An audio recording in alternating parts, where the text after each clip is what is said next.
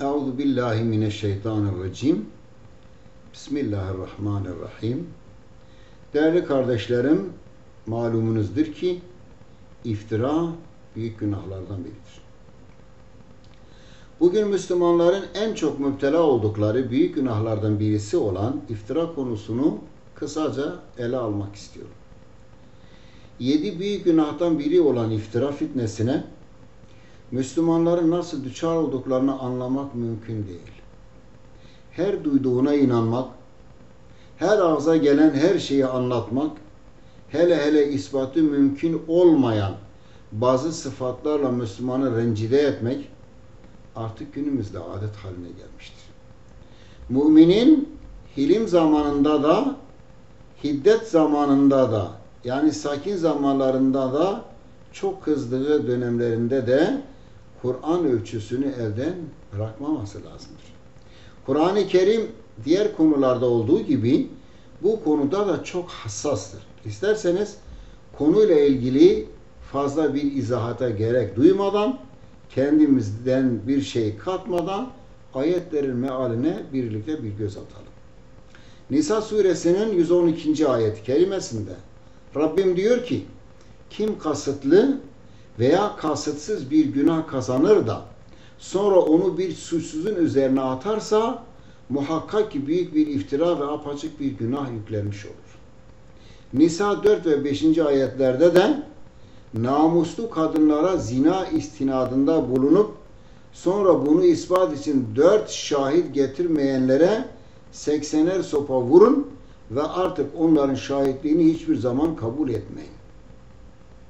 Onlar tamamen günahkardırlar. Meğer ki bundan sonra tevbe edip ıslah olur. Şüphesiz ki Allah gafurdur, rahimdir. Nisa suresinin 19. ayetinde de müminler arasında kötülüğün ve hayasızlığın yayılmasını arzu edenlere işte onlara dünya ve ahirette can yakıcı bir azap vardır ve Allah bilir, siz bilemezsiniz. Yine Nisa suresinin 23-24. ayetlerinde ise Rabbimiz şöyle buyuruyor. İffetli ve kötülükten habersiz mümin kadınlara iftira atanlar dünyada da ahirette de lanetlenmişlerdir. Ve onlar için büyük bir azap vardır. O gün kendi dilleri, elleri ve ayakları yapmış oldukları şeylere şahitlik edecektir. Hani eller nasıl şahitlik yapar? Belki eskiden bu konu biraz zor anlaşılırdı ama şimdi artık günümüzde videolar var, kameralar var. Kameraya çekiyorlar melekler insanın amellerini, sözlerini, bütün hareketlerini. Kıyamet gününde bir şey sormaya ya da ağzıyla bir şey itiraf etmesine de gerek kalmıyor. Açarlar videosunu, kamerasının kaydettikleri videoyu açarlar. Beyaz perdede kendisi seyrediyor. Affedersiniz. O yüzden yani ağzının bir şey söylemesine gerek kalmıyor. Elleri şahitlik edecek. Evet, Hucurat suresinin 6. ayetinde de Cenab-ı Allah ey iman edenler, eğer bir fasık size bir haber getirirse onun doğruluğunu araştırın. Yoksa bilmeden bir topluluğa kötülük edersiniz de sonra yaptığınıza pişman olursunuz. Birçok insan başkaları hakkında konuşmayı, dedikodu yapmayı, iftira etmeyi kendine meslek edinmiş, adet edinmiş. Oturuyorsunuz bir kafeteryada, bir restoranda ya da herhangi bir yere, oradan geçen insanlara bakarsınız, tanıdıklar hakkında başlarsınız kötü şeyler söyleme. İşte bu filan zaman böyle etmişti, bu falan zaman şöyle demişti, bu şöyle şu hareketlerde bulunmuştu. Kimi zaman o kadar abartıyoruz ki iftiraya geçiyor. Hiç yapmadığı şeyleri de isnat ediyoruz. Eğer bir kötülük yapmışsa 10 tanesini biz üstüne ekliyoruz. İşte bu iftiradır. Yani kişi yaptığı bir şeyi, hoş olmayan bir şeyi onun arkasından söylemek, çekiştirmek gıybettir. Ama eğer yapmadıysa siz bunu kendinizden uyduruyorsanız bunun adı iftiradır. Bazı insanlara diyorsunuz ki ya gıybet etmeyin, şunu bunu çekiştirmeyin. Diyorlar efendim biz yalan söylemiyoruz ki bunlar onun hareketleri. Zaten hareketleri olursa gıybetler. hareketleri olmasa demin dediğimiz gibi buna da iftiradır. Şimdi burada Hucurat Suresindeki ayette eğer bir fasık bir haber getirdiği zaman onu araştırmazsanız diyelim ki fasık bir topluluk hakkında bir haber getirir, bir cemaat hakkında bir haber getirir ve siz onu araştırmazsanız o size inanır da o toplum, o millet, o halk, o cemaat, o köy, o mahalle neyse onlar hakkında karar verirseniz o zaman onlara kötülük etmiş olursunuz.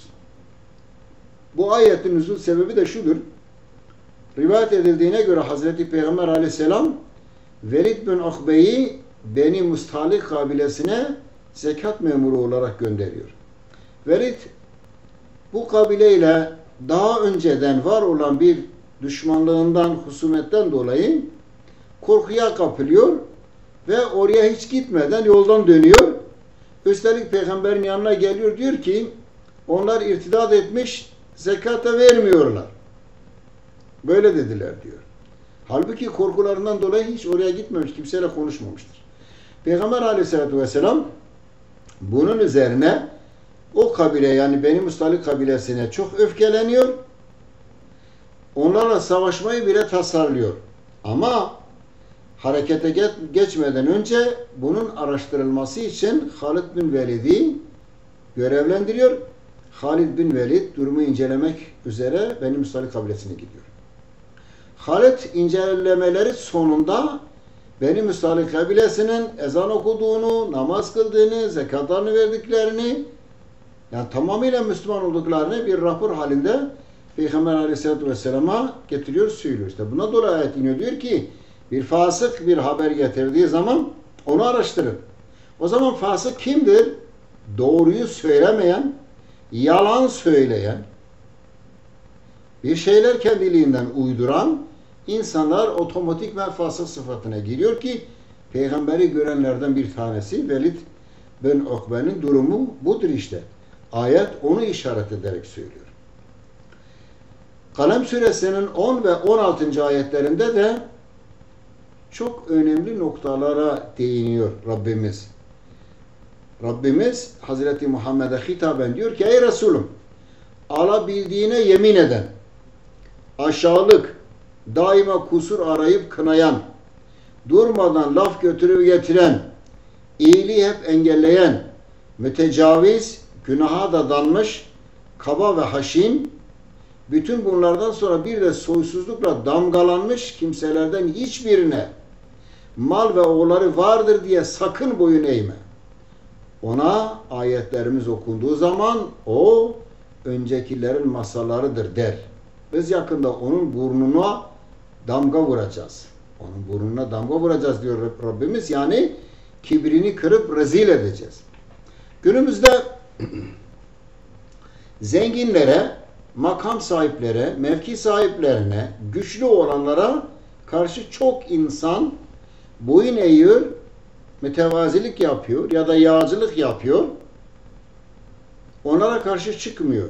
Oysa Rabbimiz kim olursa olsun eğer hak yoldan çıkmışsa, eğer doğru yolu terk etmişse o insana bir Müslümanın açıkça tavır koyması lazım.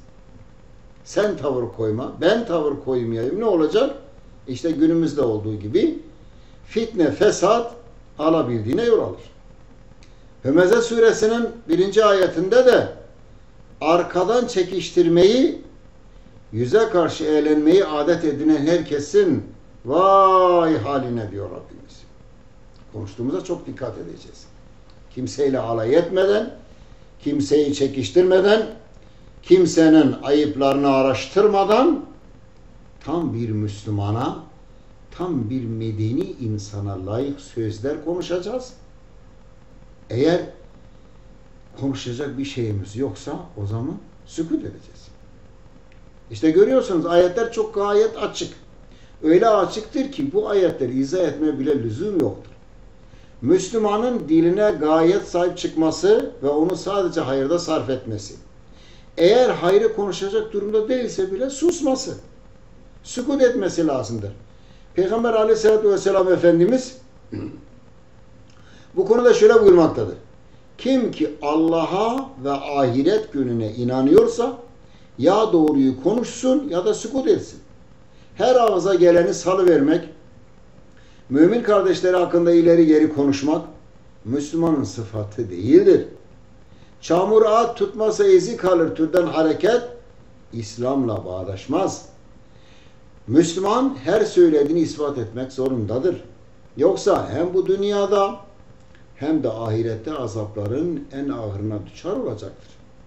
Bir topluma olan kininiz sizi adaletsizliğe sürüklemesin emrini hiç unutmamak gerekir.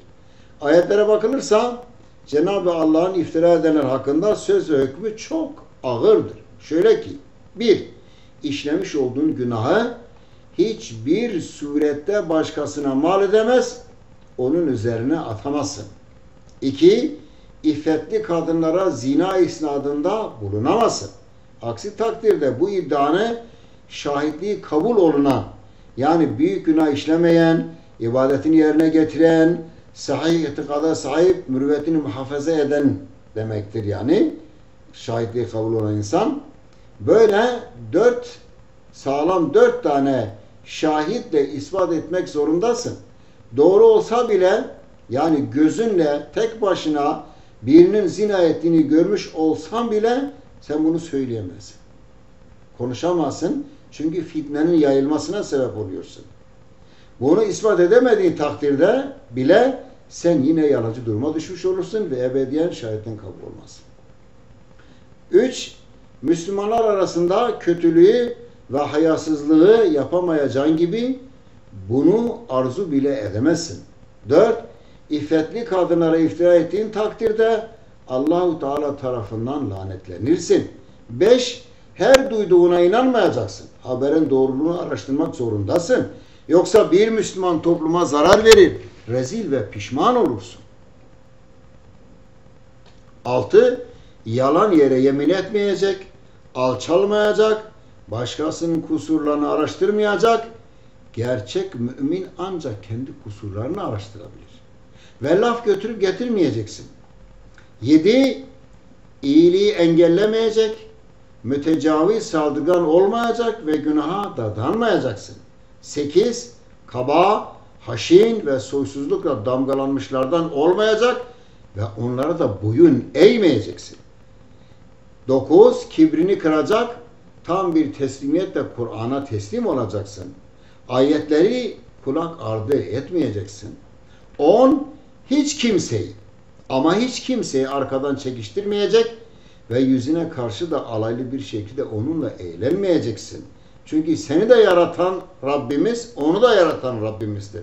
Sen bazı konularda, bazı meziyetlerde ondan da üstün olabilirsin ama bu senin vergin değil ki, onu Allah vermiştir. Sana daha fazlasını vermişse sen bu üstün meziyetlerinle başkasını alaya alamazsın. Onunla dalga geçemezsin, onu küçümseyemezsin. Allah bunları sana vermişse bunun karşısında ama bi ni'meti rabbike fehaddis, Allah'ın sana vermiş olduğu nimetlerini zikret, söyle, inkar etme, nankörlük yapma diyor. Sen bunlara ne yapacaksın? Allah'ın vermiş olduğu nimetlerine karşı Allah'a şükredeceksin. Allah'a teşekkür edeceksin. Allah'a secde edeceksin. Yoksa Cenab-ı Allah katında müfteri duruma düşer, burnun sürtülecek, rezil ve rüsvay olacaksın. İşte bu ayetlerde açıklandığı gibi kendimizi her türlü iftiradan, dedikodudan, boş laflardan, sözlerden muhafaza etmemiz gerekmektedir.